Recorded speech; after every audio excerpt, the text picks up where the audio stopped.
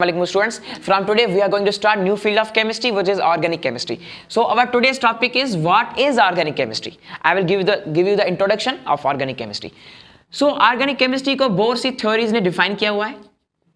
बहुत सी theories हैं जिन्होंने organic chemistry को define किया हुआ है. एक बहुत ही old theory है जिसका नाम है vital force theory. ये एक बहुत old theory है जिसके मुताबिक ये जो वर्ड है ऑर्गेनिक, ये वर्ड ऑर्गेनिक ड्राइव किया हुआ है ऑर्गेनिज्म से. आपको पता है ऑर्गेनिज्म वर्ड की मीनिंग है लिविंग थिंग्स. सो ये वर्ड ऑर्गेनिक ड्राइव किया हुआ है ऑर्गेनिज्म से जिसका मतलब है लिविंग थिंग्स. सो ये डिफाइन करता है ऑर्गेनिक केमिस्ट्री को, द ब्रांच ऑफ केमिस्ट्री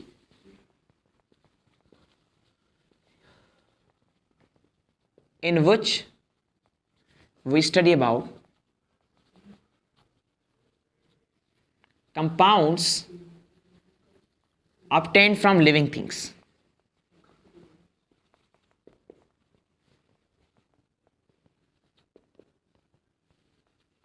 सो जो भी कंपाउंड्स लिविंग थिंग्स से ऑब्टेन होते हैं उनके बारे में हम जो स्टडी करते हैं वो एक ब्रांच में करते हैं, जो ब्रांच है ऑर्गेनिक केमिस्ट्री. ये है वाइटल फोर्स थ्योरी के मुताबिक ऑर्गेनिक केमिस्ट्री की डेफिनेशन. लेकिन 19th सेंचुरी में वाइटल फोर्स थ्योरी रिजेक्ट की गई थी. Vital force theory was rejected. क्यों रिजेक्ट की? 1928 में एक होलर साइंटिस्ट था, जर्मनी का था एक होलर साइंटिस्ट, जिसने एक ऐसा कंपाउंड बनाया यूरिया. आपको पता है यूरिया एक लिविंग थिंग से ऑब्टेन होता है, तो ये ऑर्गेनिक कंपाउंड हुआ. लेकिन उसने इस यूरिया को नॉन लिविंग मैटर से बनाया. उसने क्या किया? अमोनियम साइनेट NH4CNO, अमोनियम साइनेट को बॉयल किया तो ये अमोनियम साइनेट तब्दील हो गई यूरिया में. किसमें तब्दील हो गई? यूरिया में. ये है यूरिया का फार्मूला, इसमें तब्दील हो गई. तो आपको पता है कि ये यूरिया जो कि है ये इनऑर्गेनिक कंपाउंड, क्योंकि ये हमें इनऑर्गेनिक मटेरियल से मिल रहा है. लेकिन according to vital force theory ये तो ऑर्गेनिक कंपाउंड हुआ क्योंकि ये लिविंग ऑर्गेनिज्म से मिलता है. लेकिन इस वजह से ये वाइटल फोर्स थ्योरी रिजेक्ट की गई. और दूसरा एक साइंटिस्ट था जिसका नाम था केक्यूल. उसने CH3COOH, जिसको हम एसिटिक एसिड कहते हैं, यह भी लिविंग थिंग से ऑब्टेन होता है, लेकिन इसने एसिटिक एसिड को नॉन लिविंग मैटर से बनाया. इस वजह से, इन दोनों कॉन्सेप्ट की वजह से यह वाइटल फोर्स थ्योरी रिजेक्ट की गई. फिर एक दूसरा कॉन्सेप्ट आया जिसको हम कहते हैं होलर कॉन्सेप्ट. Holer concept. इस होलर कॉन्सेप्ट के मुताबिक the compounds which contain carbon are studied in a branch called as organic chemistry.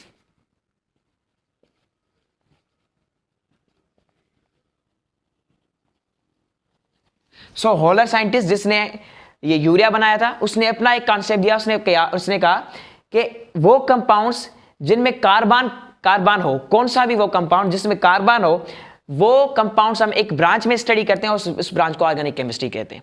लेकिन ये कॉन्सेप्ट भी रिजेक्ट हो गया क्योंकि आपको पता है कि carbon dioxide, for example carbon dioxide में कार्बन है लेकिन ये ऑर्गेनिक कंपाउंड नहीं है. तो इस वजह से होलर का कॉन्सेप्ट भी रिजेक्ट हो गया. देन एक न्यू कॉन्सेप्ट आया जिसको हम कहते हैं modern concept. So let's study modern concept now. अब हमारा modern concept of organic chemistry. Holer concept के मुताबिक जिन भी कंपाउंड्स में कार्बन है उन कंपाउंड्स की स्टडी को ऑर्गेनिक केमिस्ट्री कहते हैं. मगर कार्बन डाइऑक्साइड एक ऐसा कंपाउंड है, और भी कई कंपाउंड्स हैं, लेकिन कार्बन डाइऑक्साइड एक ऐसा कंपाउंड है जिसमें कार्बन भी है लेकिन वो ऑर्गेनिक कंपाउंड नहीं है. तो इस वजह से ऑर्गेनिक कॉन्सेप्ट इंट्रोड्यूस हुआ और यही वो कॉन्सेप्ट है जो आज तक इंप्लीमेंट होता जा रहा है. इस कॉन्सेप्ट के मुताबिक ऑर्गेनिक केमिस्ट्री की डेफिनेशन ये है, the branch of chemistry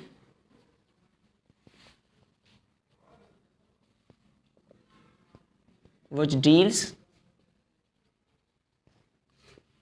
with a study of hydrocarbons and their derivatives, hydrocarbons and their derivatives. वो कंपाउंड्स जिनमें हाइड्रोकार्बन हो, हाइड्रोकार्बन का मतलब है जिनमें कार्बन भी हो और हाइड्रोजन भी हो, कार्बन और हाइड्रोजन का बॉन्ड हो, एंड देयर डेरिवेटिव्स, डेरिवेटिव्स का मतलब है कि जो हाइड्रोकार्बन से ड्राइव होते हो। ये दो किस्म के कंपाउंड्स हैं जिनकी स्टडी हम ऑर्गेनिक केमिस्ट्री में करते हैं, एक है hydrocarbons and their derivatives. Hydrocarbons की बहुत सी मिसालें हैं,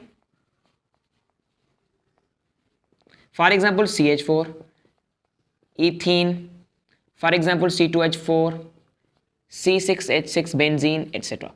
ये बहुत से हाइड्रोकार्बन्स हैं जिनकी स्टडी हम ऑर्गेनिक केमिस्ट्री में करते हैं, जिनमें कार्बन भी है और हाइड्रोजन भी है। और डेरिवेटिव्स क्या हैं? डेरिवेटिव्स मींस जो इन कंपाउंड से ड्राइव होते हो।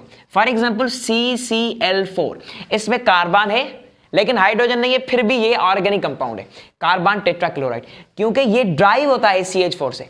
अब ड्राइव करते हैं इसको, CH4 को अगर हम क्लोरीन से रिएक्ट कराएंगे तो बनेगा CH3Cl प्लस HCl, ठीक है। और अब इस CH3Cl को अगेन मैं क्लोरीन से अगर रिएक्ट कराऊं तो बनेगा CH2Cl2 प्लस HCl। अगेन मैं CH2Cl2 को Cl2 से रिएक्ट कराऊं तो बनेगा CHCl3 प्लस HCl। अगेन मैं CHCl3 को क्लोरीन से रिएक्ट कराऊं तो बनेगा CCl4 प्लस HCl।